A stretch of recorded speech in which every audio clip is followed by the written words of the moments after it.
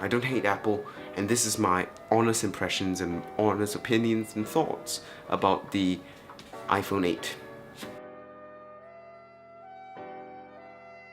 So this video is for people who don't want to go to an Apple store, buy their phone online, probably won't hold an iPhone 8 unless it's their friends and stuff like that, and actually want to buy an iPhone 8, or people who are interested in my opinion, or like interested in a Android user's opinion, the iPhone 8.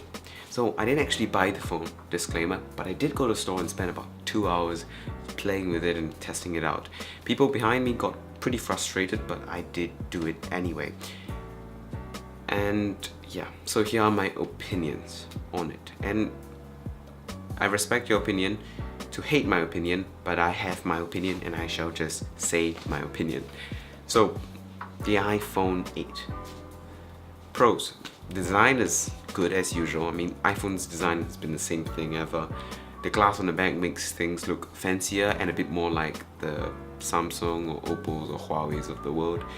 The camera, they just kind of tilted it. Actually, they didn't actually flip the camera for this one. They only flipped it for the iPhone X. But the iPhone 8 has the new camera. 4K 60 is awesome, but I still have kind of shooting video on phone still is kind of meh to me, in my opinion. It's still, the images, the video, the final product still doesn't feel very good, even though these cameras can shoot 4K 60 and all that stuff. I think 4K is a bit overhyped. A lot more things are important, such as bitrate, etc. But the high frame rate of the iPhone 8 camera is awesome to play with. Not as good as Sony's 960 FPS, but 240 FPS is pretty darn good, especially at 1080p. So good on you, Apple, in the iPhone 8.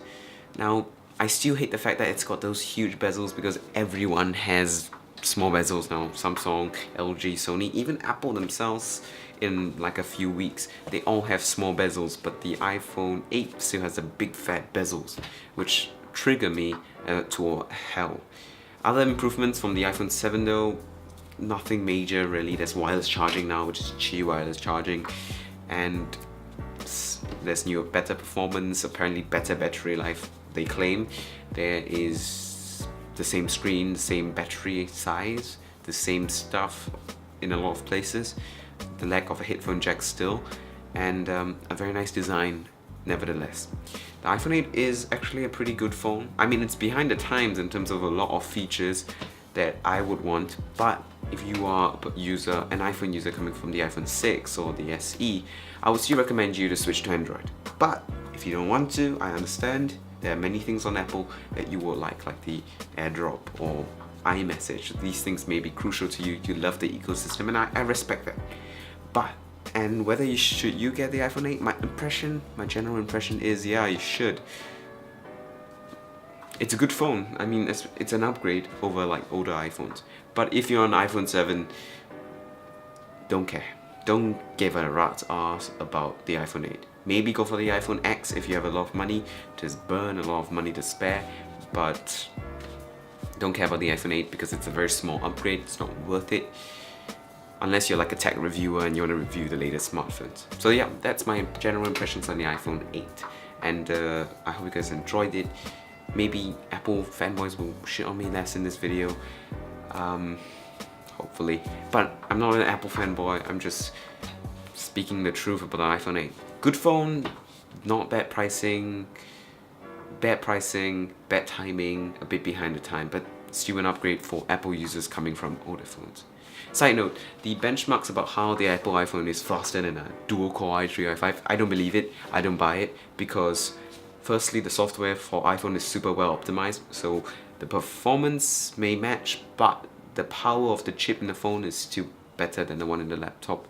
Secondly, I feel like a lot of these results are a bit exaggerated and a bit unfair, because some of these benchmarks actually cater to the iPhone's optimization instead of catering to the MacBook's optimization. You know, in the MacBook versus iPhone comparison, there is a very low chance that the iPhone can beat a MacBook in terms of power, performance, etc, etc. There's a reason why those processors produce more heat and take up more power, have more RAM, have more speed, have more IPCs.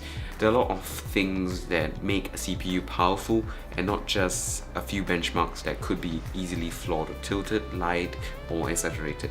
So I won't trust those overhyped stuff. The iPhone 8 is definitely a powerful phone, but not as powerful as they claim it is, all these news corporations. So yeah. At least the iPhone 8 has Touch ID, so in that aspect it's better than the iPhone 10.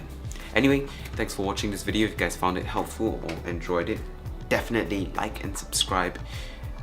If you didn't, just flame at me in the comments or on Twitter or Instagram. You can follow me, link in the description, or just throw crap at me. Link in the description, Twitter, Instagram, done there. Anyway, thanks for watching. If you want to watch another video, you can do it, linked on the screen. Thanks for watching. Goodbye.